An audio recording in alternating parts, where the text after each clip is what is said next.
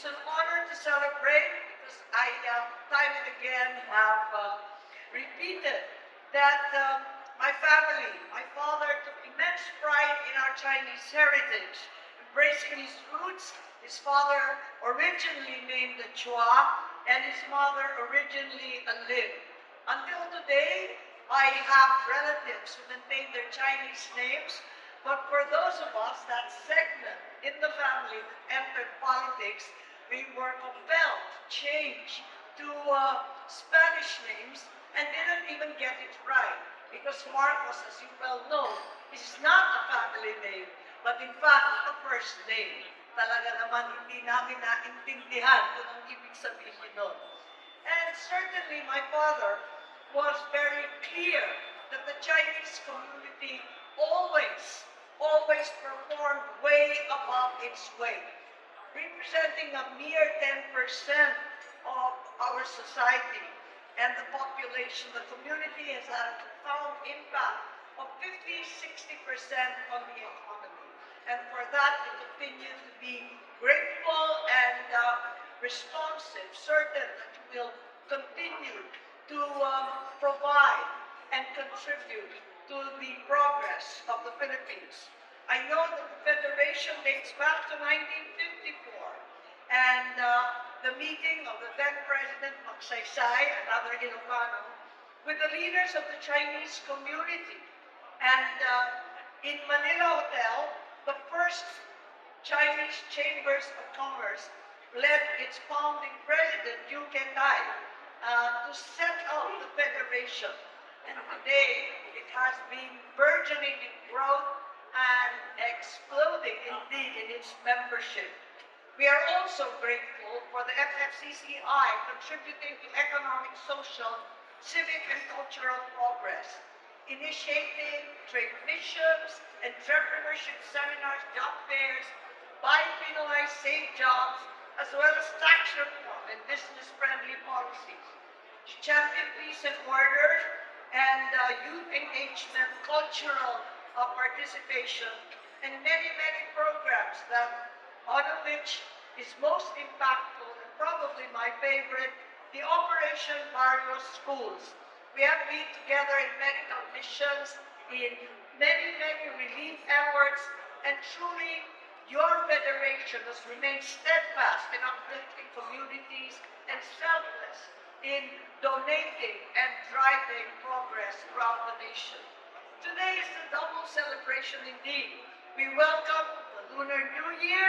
We kick off the 50th anniversary of Philippines-China diplomatic relations, which, as you know, my parents spearheaded.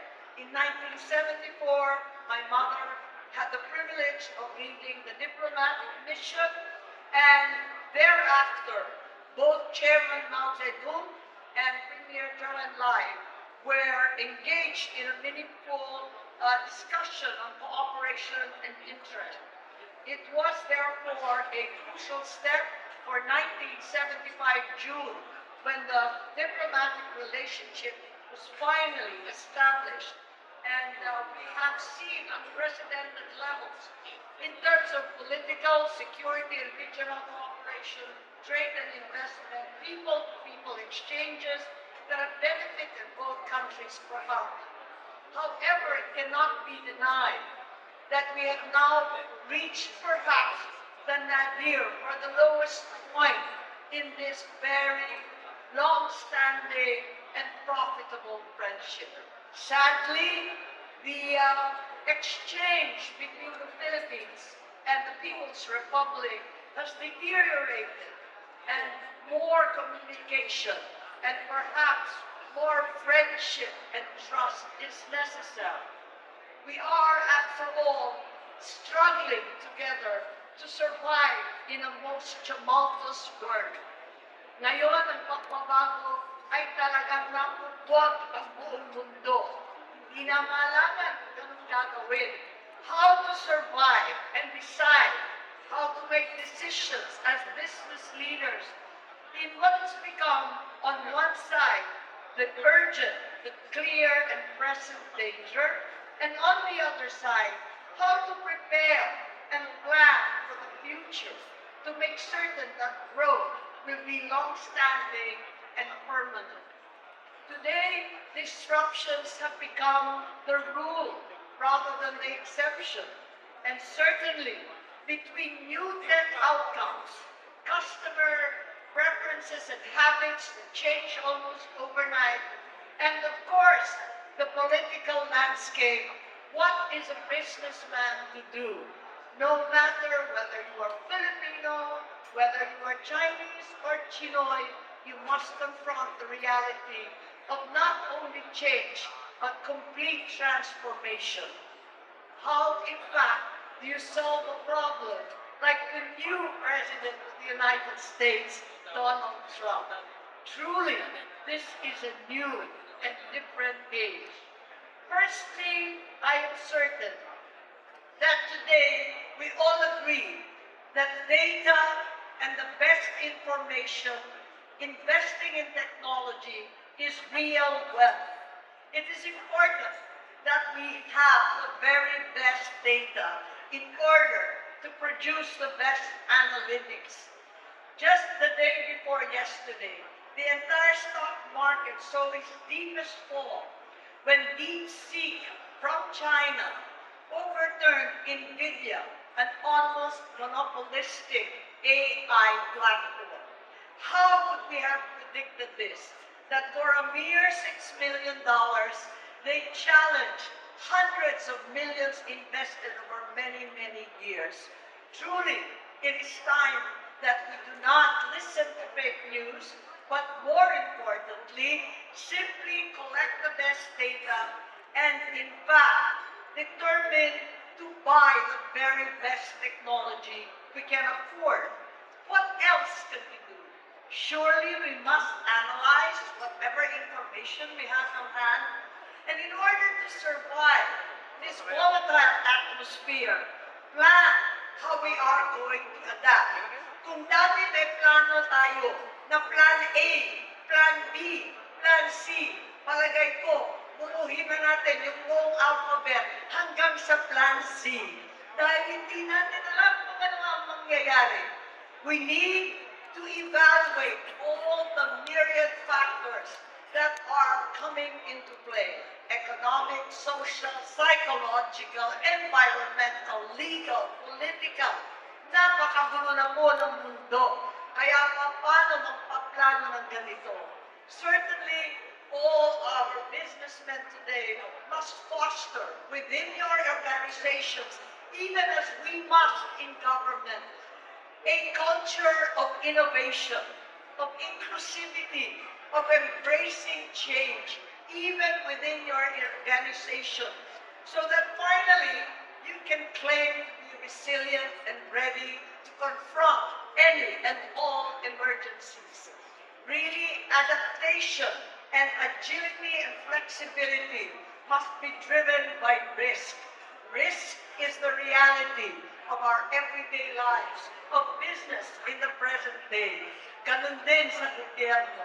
Araw-araw po nagbabago ang mga issue, hindi mo malaman kung paano hakatulan at magdidesisyon.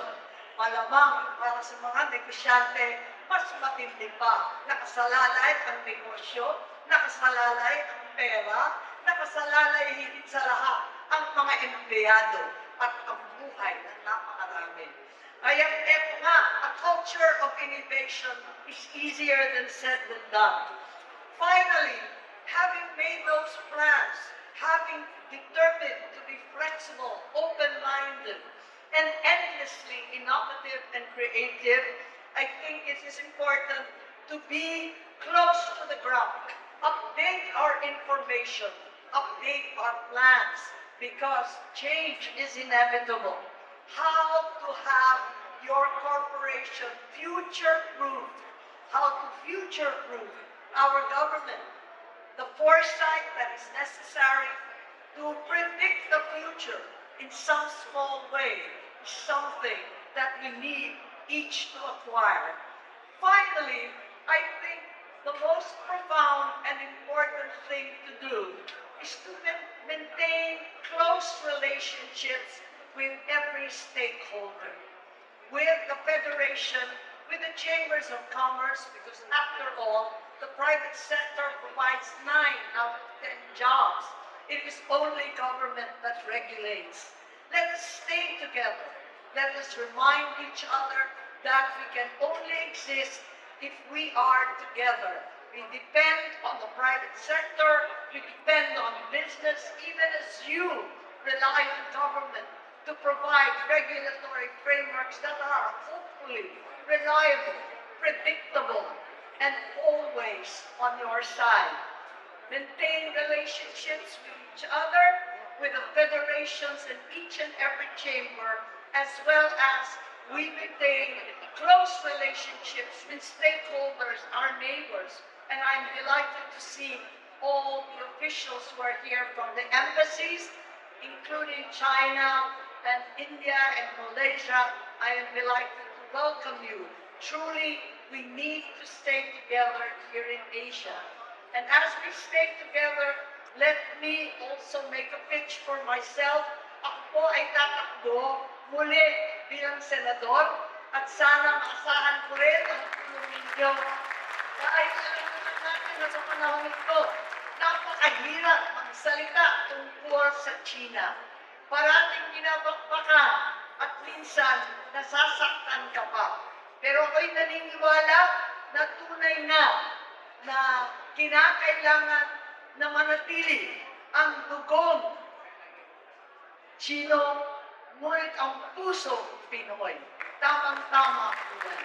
Kaya, maghawak kamay po tayo at sigurado ako na mararaos natin ang napakahirap na panahon ito.